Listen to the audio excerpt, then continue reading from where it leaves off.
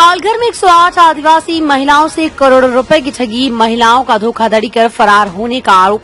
पालघर तालुका के मनोर पाटलपाड़ा में एक आकर्षक संस्करण आदिवासी महिलाओं की अशिक्षित प्रकृति का लाभ उठाकर कर्ज लिया गया।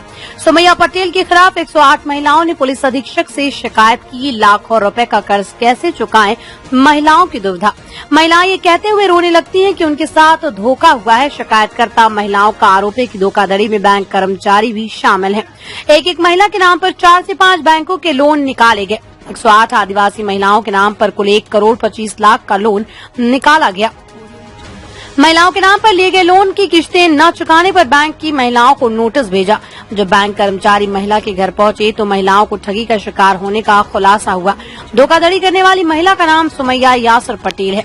पूरा मामला इस प्रकार है कि सुमैया यासर पटेल पालघर तालुका की मनोर पाटलपाड़ा की कल्पना गिरहे समेत 108 महिलाओं के नाम पर करोड़ों रुपए का कर्ज लेकर फरार हो गईं और अब इन आदिवासी पीड़ित महिलाओं को समझ नहीं आ रहा कि वे लाखों का कर्ज कैसे चुकाएं। उनके नाम पर वाड़ा, पालघर, मनोर आदि के निजी बैंक और क्रेडिट संस्थान से इन आदिवासी महिलाओं के नाम पर लोन ले रहे थे। इसके लिए इन आदिवासी शिक्षित महिलाओं के दस्तावेज और फोटो अलग अलग बैंकों में जमा कराए गए। लोन केस पर इन महिलाओं के हस्ताक्षर अंगूठे होते हैं। सुमैया पटेल इन आदिवासी महिलाओं से कहती हैं कि तुम्हारे पास घर पर कोई काम नहीं, मैं तुम्हें रोजगार दूंगी। तुम एक महिला समूह बनाओ। इसके लिए वो प्रत्येक महिला को 1000 रुपए और जिस महिला के नाम पर लोन लिया गया उसे 3 से 4 हजार रुपए देती थी। ऐसा प्रतीत होता है कि आदिवासी महिलाओं के लिए आय का एक अलग स्रोत प्रदान करता है और सुमैया पटेल की आमिषली ने 108 महिलाओं की जान अटका दी। महिलाओं ने आरोप लगाया कि सुमैया पटेल प्रत्येक महिला के नाम पर 4 से 5 अलग अलग बैंकों से लिए गए कर्ज के पैसे का उपयोग कर रही थी, क्योंकि सुमैया पटेल ने कई महीनों तक वेतन नहीं दिया। जब बैंक कर्मचारी आने लगे तो मामला सामने आया।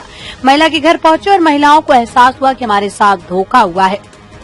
महिलाओं ने पालघर पुलिस अधीक्षक बाला साहब पाटिल से शिकायत की है कि 108 महिलाओं के साथ धोखाधड़ी की गई और पुलिस अधीक्षक से धोखाधड़ी करने वाली महिला के खिलाफ कानूनी कार्रवाई करने और न्याय दिलाने का अनुरोध किया है।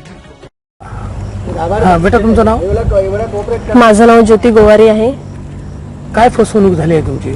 म्हणजे ती सुमैया यासर पटेल आहे ना, जी महिला, ती आमच्या गावातली आहे आणि तिने आमच्या नावावर कर्ज उचललं होतं। म्हणजे माझ्यासारख्या अजून 108 महिला आहेत, त्यांच्या नावावर तिने कर्ज उचललं आणि ते म्हणजे मी फेडेन, त्याचे हप्ते मी भरेन असं आम्हाला तिने आश्वासन दिलं आणि त्या प्रत्येक कर्जामागे ती आम्हाला 3-4 हजार रुपये असे द्यायची। त्याच्या आमिषाने म्हणजे आम्ही तिला बळी पडलो आणि आम्ही पण तिला कर्ज काढून देत गेलो। मग एक महिलाच्या नावावर, कोणाच्या नावावर 2 आहेत, 3 आहेत, असे 10 पर्यंत कर्ज चालू आहेत प्रत्येक म्हणजे बाईच्या नावावर।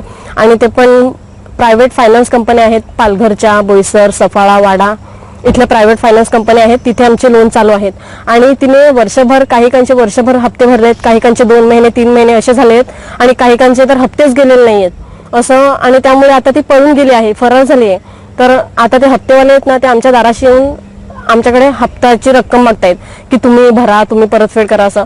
पण आमच्याकडे कसं आहे की आम्ही गरीब असल्याने आम्ही ती परतफेड करू शकत नाही आणि कर्ज पण आमच्या नावावर असल्याने कागदपत्र आमची आहेत, सह्या आमच्या गेलेल्या आहेत, फोटो आमचे आहेत। त्याच्यामुळे म्हणजे ते येणारे जे आहेत ना, ते आमच्याकडेच येतील असं, तिच्याकडे कोणी जाणार नाहीये। तिने आम्हाला फसवून घेतलं आहे कर्ज आणि ती आता पळून गेली, मग आम्ही काहीच करू शकत नाही। तर आम्ही आता इथेच SP ऑफिसला आलो होतो। आम्ही त्या साहेबांशी बोललो पण आहेत, साहेबांशी बोलणं झालं आमचं। तर आमची हीच विनंती आहे की आमची गरीब महिलांची मदत करावी, सांगा ना, आणि आम्हाला न्याय मिळावा।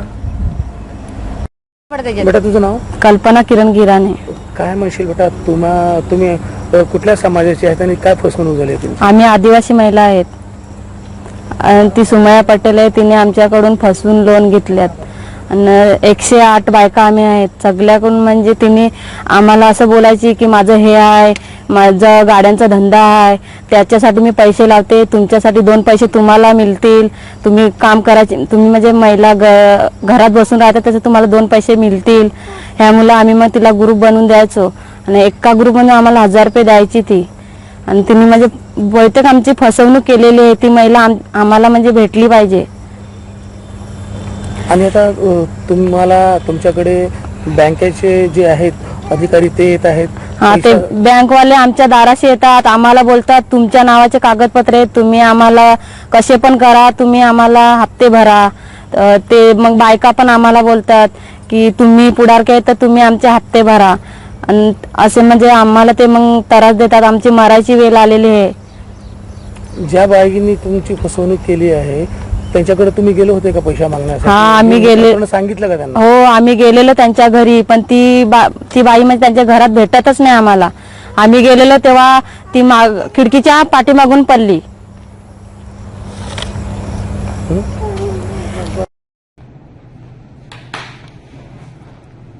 मनोर येथील काही महिला काल या संदर्भात माझ्याकडे भेटण्यासाठी आलेले होते.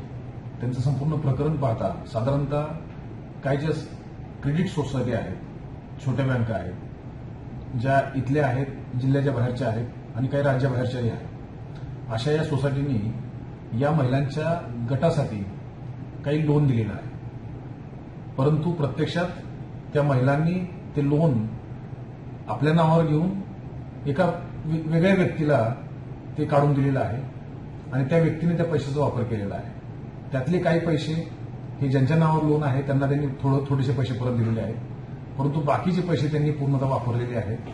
आणि हे संपूर्ण बाब ही बँक, संबंधित पतसंस्था आणि ज्यांनीही पैसे वापरलेले आहेत यांच्या संगनमतातून झालेलं आहे असं साधारणतः प्रामुख्याने दिसतं आहे.